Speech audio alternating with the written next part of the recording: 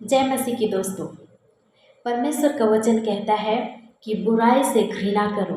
Romeo 12 उसका 9 वचन और इफिसियों 4 उसके 22 में ये भी कहता है कि तुम पिछले चाल चलन के पुराने मनुष्यत्व को जो भरमाने वाली अभिलाषाओं के अनुसार भ्रष्ट होता जाता है उतार डालो।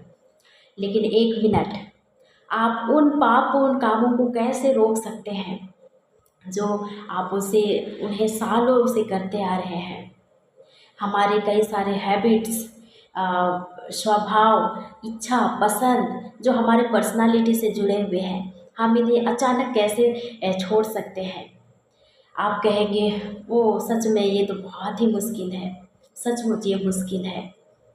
जब हम प्रभु यीशु मसीह को ग्रहण करते हैं, अपने नए जीवन की शुरुआत करते हैं, तो शैतान हमारे पुराने चीज़ों को, हमारे पास्ट को सामने लाकर प्रलोभन देता है।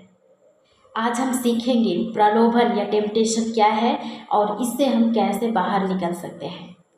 बाइबल के अनुसार प्रलोभन परमेश्वर की इच्छा या आज्ञा का उल्लंघन करने का एक लोभ या एक लालसा है जो इस संसार, शरीर और शैतान की ओर से आ सकता है। प्रलोभन बहुत ही शक्तिशाली है।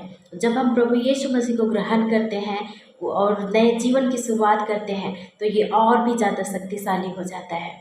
परमेश्वर का वचन कहता है कि हम आत्मिक युद्ध में हैं और हमारे शत्रु के पास हमें हराने के लिए, हमें पापों में ढकेलने के लिए ज़्यादा शक्तियाँ हैं।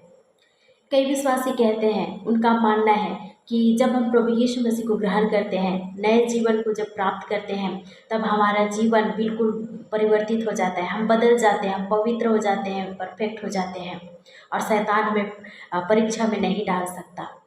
लेकिन हमेशा याद रखें, टेम्पटेशन या प्रलोभन अक्सर एक ही सिक्के के दो पहलू होते हैं। एक ओर शैतान आपको लुभाने के लिए, पापों में गिराने के लिए कोशिश करता है और दूसरी ओर परमेश्वर आपको परखते हैं।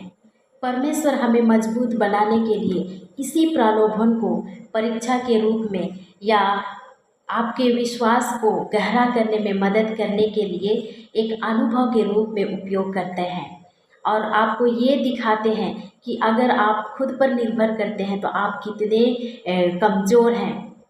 और वो चाहता है कि पूरी रीति से आप उस पर निर्भर रहें, क्योंकि परमेश्वर का वचन कहता है 1 कुरिन्थियों 10 उसके 13 में, तुम किसी ऐसी परीक्षा में नहीं पड़े जो मनुष्य के सहने से बाहर है, और परमेश्वर सच्चा है, वह तुम्हें सामर्थ्य से बाहर परीक्षा में ना पड़ने देगा, वरन परीक्षा के साथ निकास भी करेगा कि तुम सह सको।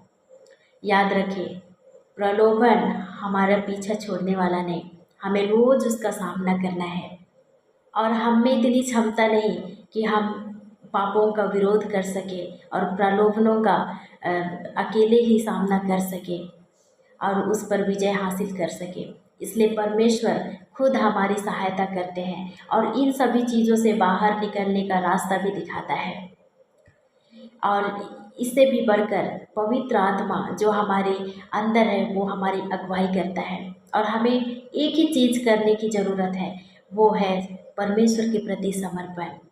और इस प्रकार से हम सभी प्रलोभनों के ऊपर और सभी परीक्षाओं के ऊपर विजय हासिल करते हैं। परमेश्वर हम सभी को आशीषित करे। आमीन।